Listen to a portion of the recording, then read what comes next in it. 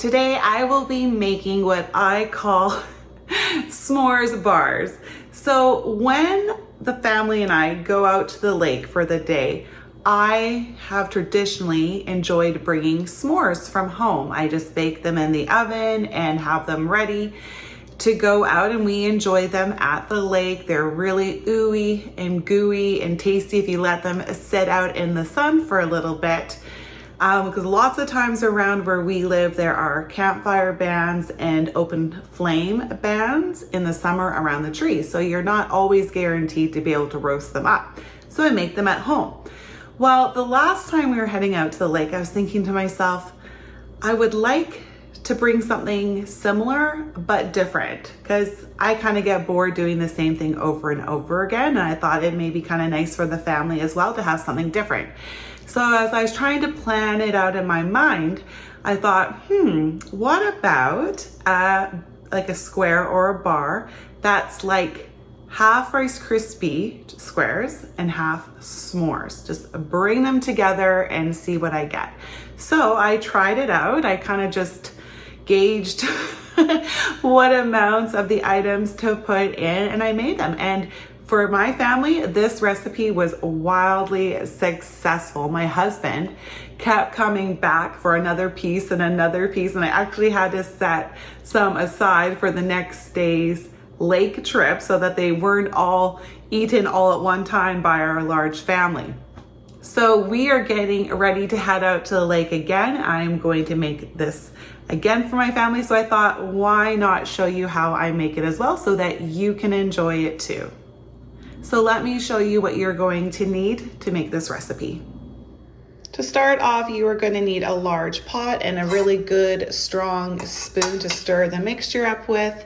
A 9x13 very well generously greased pan. So the more butter, the better in this situation, otherwise it will stick. For the large marshmallows, I use 1.5 bags, so 600 grams altogether, and then 2 cups of mini marshmallows. For the butter, I use salted butter, so if you are using unsalted, please add salt to the recipe, and we will be using around just under 1/2 cup of butter.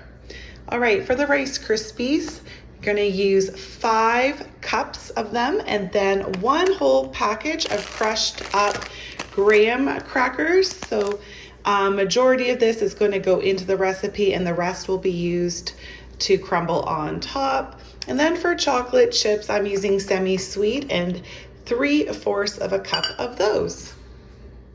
So after your baking pan is greased up really well, the next step is to heat up our butter and our large marshmallows. All right, we're gonna put it on a high medium heat. Then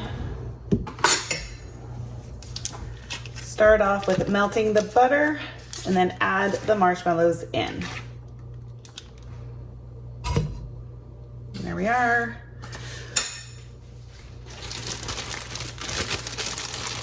So those marshmallows are from the bag that I used previously. Oops. Lost one to the floor. All right, not too bad.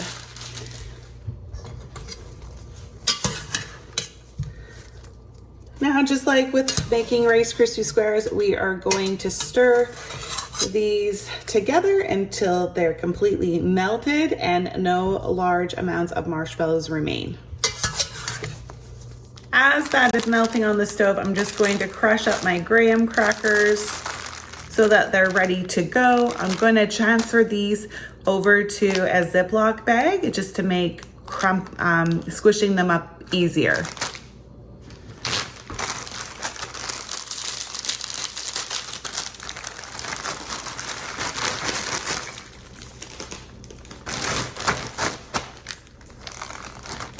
You can use a rolling pin for this, but I do find that they're actually just easy enough to break up by hand. And I don't want it to become completely dusty. I just want them to be in small chunks because it's really nice to get a nice chunk of this in the square to really sell the s'mores in the bar. Okay, that looks pretty good. So when we are about to put this into the marshmallow mixture, just leave, I don't know, like a quarter of it behind so that you can sprinkle it on top of the bars. Back to the marshmallows we go. Almost there. Such a fun phase where majority of the marshmallows are completely melted, but you still got a few of them holding on. Take it off the heat. So first up now we are gonna add our 5 cups of Rice Krispies cereal. 2, 3, 4, 5. Okay. Give that a stir, and then we'll add in our graham crackers.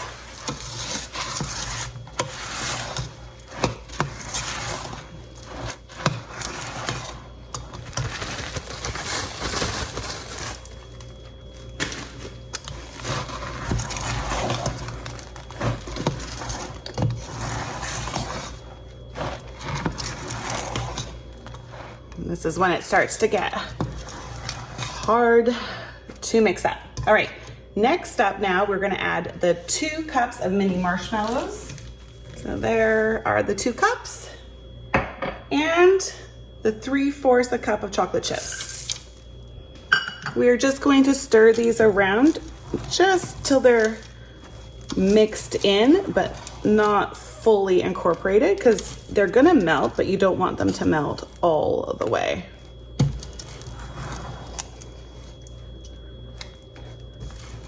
There we go, that's good. All right, let's bring this mixture over to our pan. We're just gonna dump it in, just like we would with Rice Krispie squares.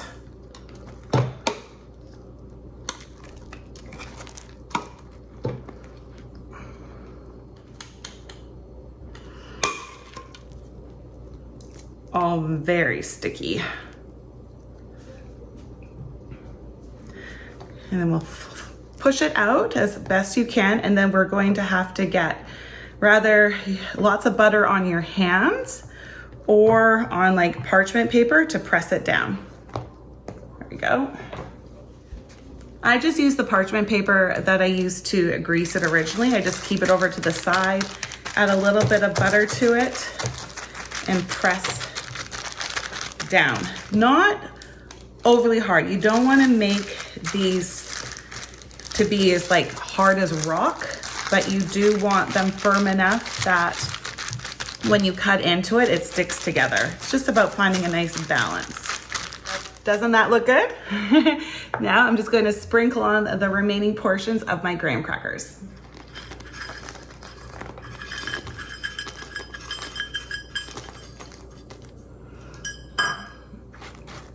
Smooth it out, spread them out,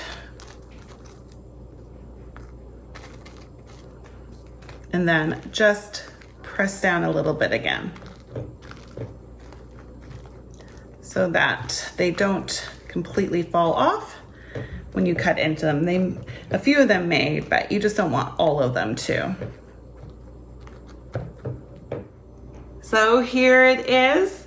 Pretty much finished now. It just needs to cool off and set before you cut it up. So for me, we are having a heat wave. It is really warm today, so it's going to take longer than normal, but I would say on average, at least maybe 2 hours. Just let it be and let it set before you dice it up and give it a try. So now I have plenty of time to clean up the mess in my kitchen before I cut them up and give them a try.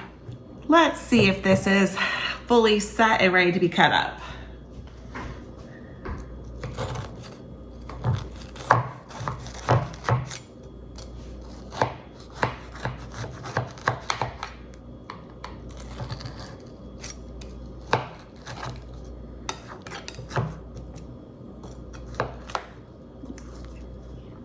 Yep, it is. Oh, look at that. S'mores perfection. So good. All the things that you love about a s'more and a Rice Krispie Square married together. So good.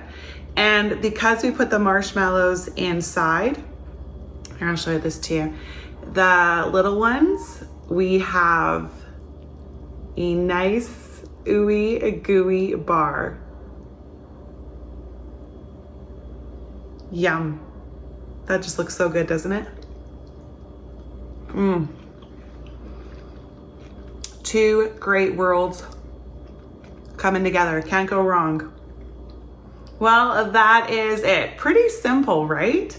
So if you're looking for a nice, quick, non-bake recipe to take to your lake or beach days, or to a pool party, barbecue, or something just fun and different to make you and your family through this summer season, I highly recommend giving this recipe a try. And if you do, please comment down below how you like them. And if you enjoyed this video, please give it a thumbs up. And please come back again soon to see what I'm baking up next. Bye, everyone.